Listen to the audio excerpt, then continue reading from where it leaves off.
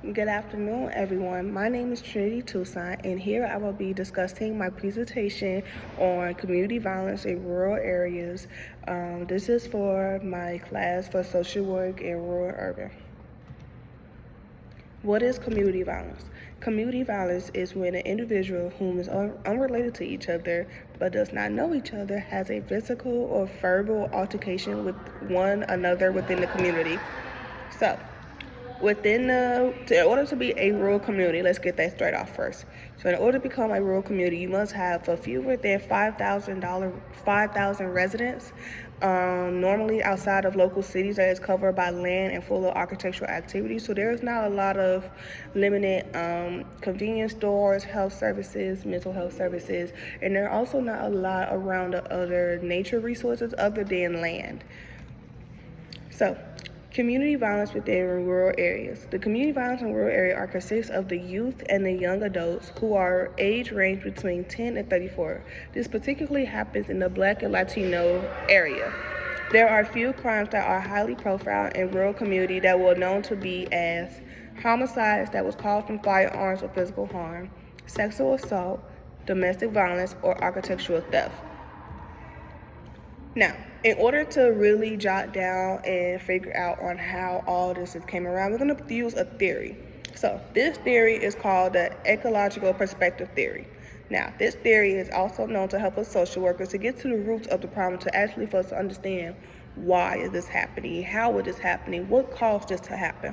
So there are 3 levels that are going to help us to describe normally all of those that I just named, the why, the what, and the how this could happen. So the first level we have is a micro level. The micro level, this is focused on the individual intimate environment. So this is the surface of the things on how the victim can have PTSD. How can this victim get over this type of thing that happened with them? So this is because they've been exposed to violence. So then we have the meso level. The meso level is the one that can help us focus on the connections with their social environment. So this can relate to family in a rural area that still can be similar to due to domestic violence and other conflict. So we already have our why is this happening, because we've been exposed to this. The things around us that make it happen would be our meso level, and then the macro level, it would be the things that surround us individual with our cultural and societal influence.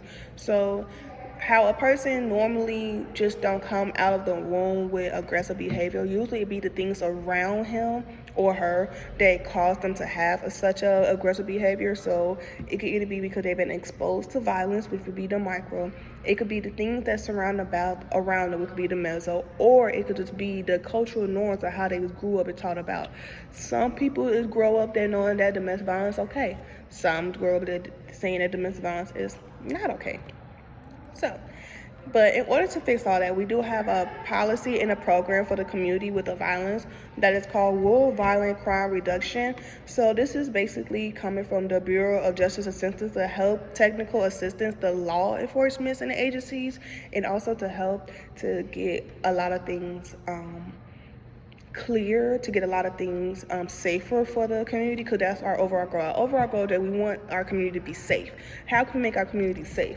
So with this right here, with this program, it can help the crime and associate the problems. They can also expand the services for other programs and other organizations that is needed. So this will help everybody and not just the domestic violence victims, but it is also going to help the ones who've been in abuse of theft. It's also be the ones that has assault with each other. So it just want to be make sure that it's very very verbal for everybody, and not just for the ones who've been harmed, but we also want to care about the ones who've been harmed. So there are a few key foundings about the rural community that was very interesting to know, and it also be nice to share, because one of the things that play effect in the community violence in rural areas is because, like I said, there are limited support to victims who've been domestic violence. There are physical separation of places and other territories that could be related, such as mountains, rivers, and oceans, kind of something that's for us to get away from everything else, and as well as the lack of available shelters and housing that help us to get away from our abuser or get away from anything other violence.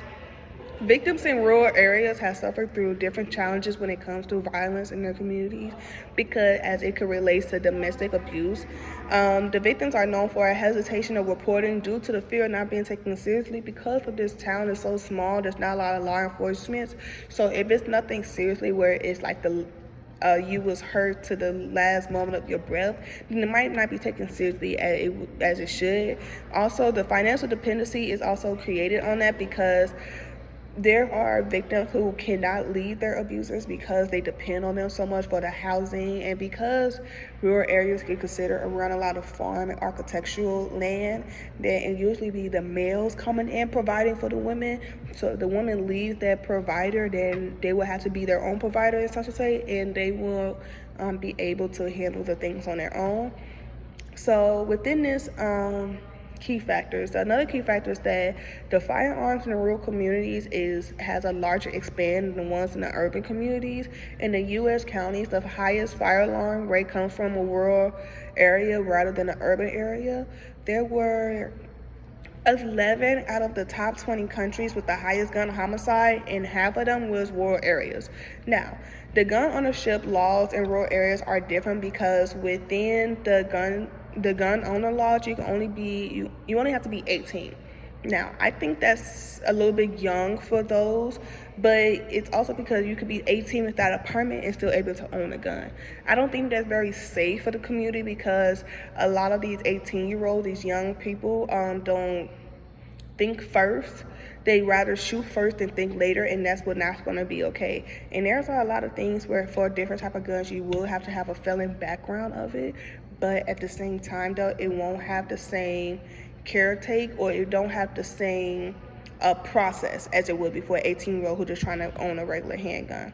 Now, outside of the gun firearms, there are also things such as substance abuse that has been misused for a long period of time for those who have a high rate of taking advantage of tobacco, alcohol, and other harsh drugs. Now, some of these drugs and alcohol are used because there are victims who are trying to get rid of the image of domestic violence and stuff like that. So because they take advantage of these drugs so much, it usually comes with low educational, high poverty, high unemployment rate, low mental care assets, and then also increase the illegal activities.